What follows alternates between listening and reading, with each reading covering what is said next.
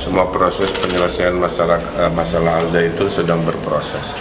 Satu, saya dengan tegas meminta semua laporan-laporan masyarakat terkait pidana itu untuk segera diselesaikan karena laporan pidananya banyak ya.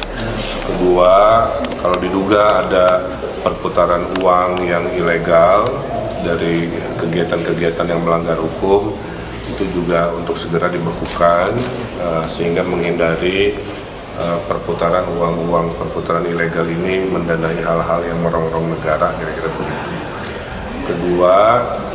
Ketiga, si pesantrennya direkomendasi memang untuk dibekukan atau dibubarkan, tapi harus secara bijak memberi solusi agar ribuan yang sudah berstatus murid di sana atau santri di sana bisa diberikan solusi pendidikan seadil-adilnya.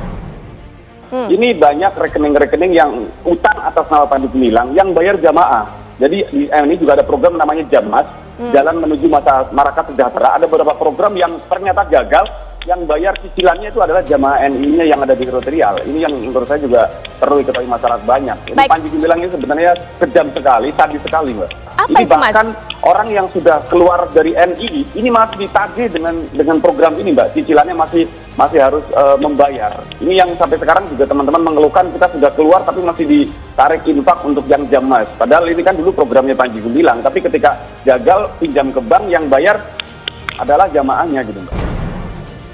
Saya kira kalau kita mengacu kepada Undang-Undang Nomor 8 Tahun 2010, itu ada satu proses yang harus dilalui, yaitu PPATK harus memberikan atau meminta Polri untuk menyidik.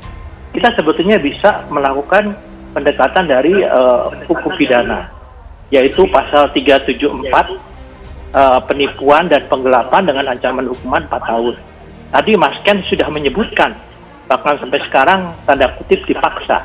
Bisa digunakan pasal 482 ayat 1 yang menyatakan bahwa seseorang dapat dipidana apabila dengan maksud untuk menguntungkan diri sendiri ataupun orang lain memaksa orang memberikan sesuatu. Ini ancaman hukumnya 9 tahun.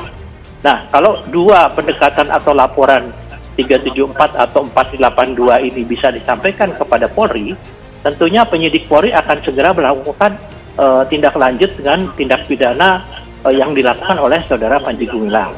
Selain saat ini sedang ada dugaan penistaan agama.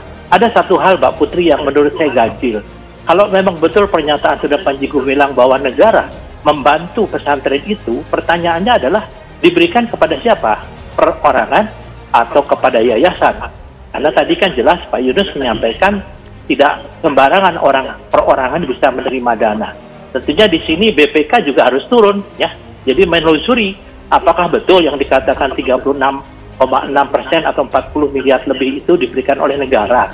Nah, nanti hasilnya ini yang tentunya akan menjadi bahan daripada untuk penyelidikan ataupun penyidikan. Panji Gumilang terancam mendapat kasus baru soal tindak pidana pencucian uang haram di dalam ratusan rekening yang beberapa hari lalu telah ditemukan oleh Menko Polhukam Mahfud MD. Atas temuan tersebut, Gubernur Jawa Barat Ridwan Kamil meminta PAT segera memblokir rekening-rekening tersebut agar uang haram milik Panji Gumilang dapat diamankan oleh negara.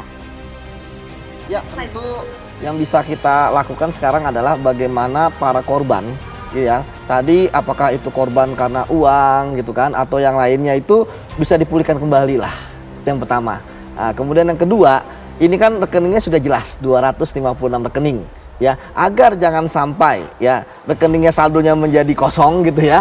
Ya itu harus segeralah diblokir minimal oleh PPATK dulu gitu ya. Supaya apa? Supaya kita bisa mengamankan aset-asetnya. Seperti tadi saya katakan kembali, yang pertama adalah supaya orang-orang yang dalam tanda kutip merasa menjadi korban ya, itu bisa untuk melakukan recovery aset mereka, dikembalikan. Kemudian ketiga, saya sepakat dengan Pak Ito ya, bahwa untuk memulai ini, walaupun tentu nanti ada proses ya, kalau misalnya PPATK ada mengeluarkan LHA bisa disampaikan ke penegak hukum, misalnya kepolisian gitu ya, tetap pelapor penting gitu kan. Untuk apa? Untuk menjadi narasumber ya, untuk menjadi orang yang melaporkan bahwa saya menjadi korban, sehingga ada predikat krimnya yaitu penipuan, sehingga nanti bisa diseret bahwa rekening-rekening yang ada tersebut yang diduga transaksi mencurigakan berasal dari penipuan misalnya, seperti itu Mbak. Tapi sekali lagi bahwa 256 rekening ini benar-benar menjadi hal yang mencurigakan gitu kan. Betul. Jadi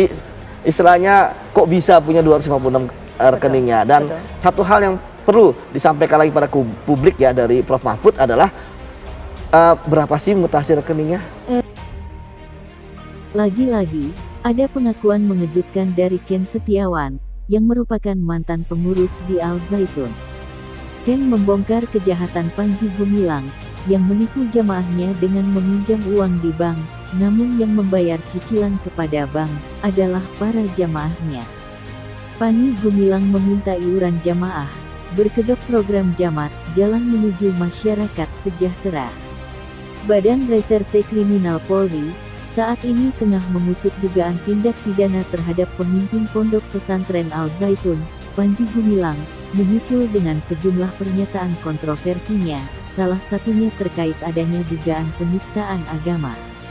Bukan hanya penistaan agama yang dialamatkan kepada Panji Gumilang, penegak hukum ternyata juga menelisik perputaran uang yang ada di tangan Panji Gumilang, yang ternyata juga mantan narapidana tersebut.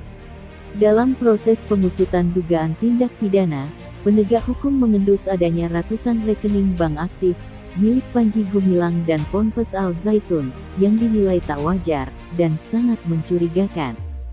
Menko Polhukam Mahfud MD mengatakan, Panji Gumilang memiliki 256 rekening bank aktif dan 30-an rekening bank aktif Al Zaitun. Ada 5 laporan yang masuk ke penegak hukum. Baik laporan soal penistaan agama, ada juga laporan terkait asusila, keuangan dan juga laporan lainnya, kata Mahfud MD kepada wartawan. Jumat, tanggal 30 Juni tahun 2023. Masih kata Menko Polhukam, semua laporan sudah diselidiki. Berdasarkan hasil penyelidikan ditemukannya aliran dana dari 256 rekening milik Panji Gumilang alias Abu Toto. Ex-Kabareskrim Polri, Susno 2J turut menyoroti kepemilikan ratusan rekening bank dari Panji Gumilang. Hal ini menurutnya jelas sangatlah tidak wajar dan memiliki sinyal akan pencucian uang. Menurutnya, aparat penegak hukum semestinya cepat bergerak untuk memastikan sejumlah transaksi yang bisa menunjukkan indikasi adanya tindakan pidana yang dilakukan Panji Gumilang lewat Ponpes Al Zaitun.